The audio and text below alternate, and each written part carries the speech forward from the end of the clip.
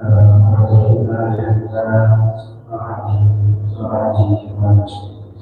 akan menyarankan para jemaah untuk bisa melihat kemudian bertemu pada salat tersebut.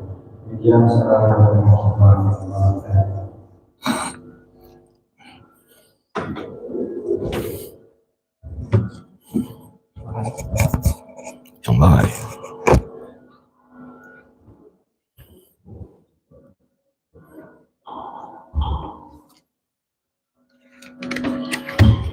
Bismillahirrahmanirrahim. Assalamualaikum warahmatullahi wabarakatuh. Alhamdulillahillazi arsala rasuluhu bil huda wa dinil haqq yuzhirahu ala dini kulli syahid.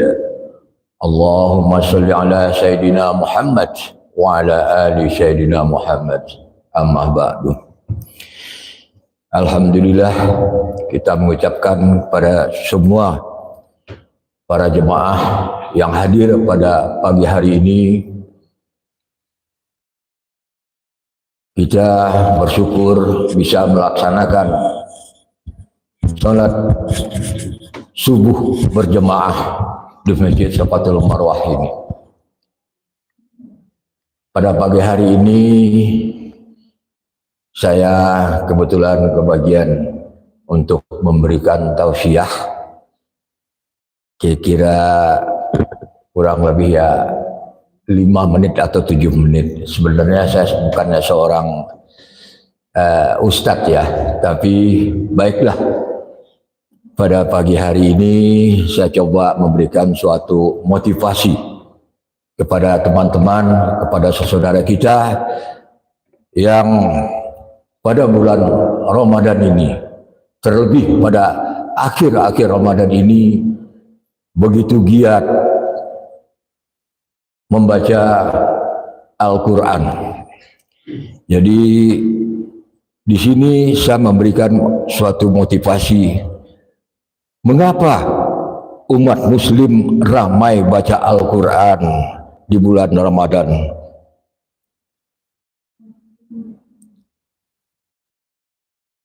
Pada tahun 1200 yang silam, yaitu ulama besar kita, yaitu Imam Syafi'i, telah begitu dengan teliti meminikan huruf demi huruf Al-Quran dengan merinci seperti alif. Itu di dalam Al-Quran ada 48.740 huruf. Huruf lam ada 33.922 huruf. Huruf mim 26.925.000 sampai satu huruf semua dirinci oleh Imam Syafi'i, yaitu di dalam kitab beliau yaitu Al-Ulum wal Matilum, dan dikutip oleh Imam bin Arab dalam mukadimah Al-Huruf Al-Hidayah, menyatakan jumlah huruf tersebut dengan semua hasil huruf. Begitu telitinya suatu imam kita waktu itu, padahal zaman belum adanya komputer, belum adanya hal-hal yang begitu canggih seperti sekarang ini. Setiap kita khatam Al-Quran telah membaca lebih dari 1 juta huruf. Kita bisa bayangkan, teman-teman kita, pernah saya tanya seorang ustadz, sudah berapa kali khatam Al-Quran dalam Ramadan ini Ustadz? Baru 3 kali Pak Haji. Kita bisa bayangkan, dari 10 juta tersebut kali 3, yaitu udah berapa huruf faedah daripada yang diinikan oleh teman-teman kita tersebut. Jika satu huruf sama dengan satu kebaikan, kebaikan dengan 10 pahala, maka kira-kira 10 juta lah pahala yang didapatkan.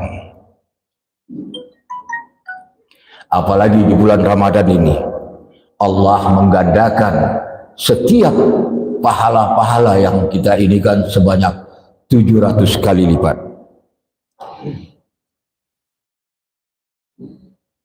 Mudah-mudahan ini menjadi motivasi kita untuk terus membaca Al-Quran, bertadarus, dan kalau mampu memahami maknanya. Wallahu a'lam. Apalagi dalam syafaat Al-Quran ini sangat begitu besar sekali manfaat atau syafaat daripada Al-Quran yang kita baca tersebut, seperti pertolongan Al-Quran di alam kubur. Mungkin para jemaah sering mendengar bahwa tentang kajian-kajian tentang begitu besarnya syafaat Al-Quran nantinya di alam kubur buat kita.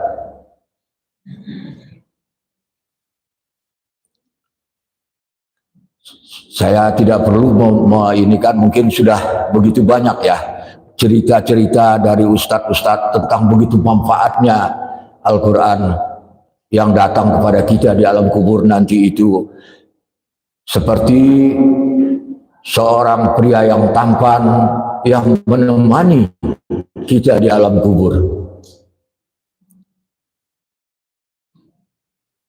Allahu Akbar. Selalu saja ada getaran haru selepas membaca hadis, penuh mengharapkan sekaligus mengkhawatirkan. Getaran harap karena tentu saja mengharapkan Al-Quran yang kita baca dapat menjadi pembela kita di hari yang tidak ada pembela, sekaligus getaran takut kalau Al-Quran akan menuntut kita. Ya Allah, terimalah bacaan Al-Quran kami, sempurnakanlah kekurangannya. Salah satu faedah membaca Al-Quran tanpa paham artinya. Seorang kakek dengan cucunya. Seorang cucu bertanya kepada seorang kakeknya, "Kakek, apa gunanya aku membaca Al-Quran sementara aku tidak mengerti arti dan maksud dari Al-Quran yang kubaca?" Lalu si kakek menjawab dengan tenang, "Cobalah ambil sebuah keranjang sampah ini dan bawa ke sungai dan bawakan aku dengan sekeranjang air." Anak itu mengerjakan apa yang diperintahkan oleh kakeknya.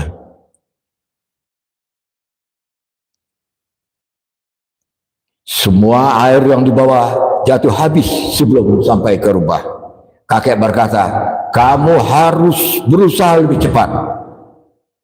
Kakek meminta cucunya kembali ke sungai. Kali ini anak itu berlari lebih cepat dan lagi-lagi keranjang itu sampai di rumah sudah kosong.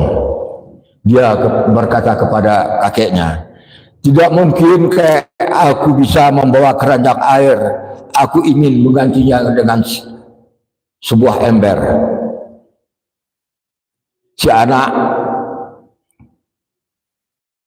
kembali mencoba dan berlari lebih cepat lagi, namun tetap gagal juga.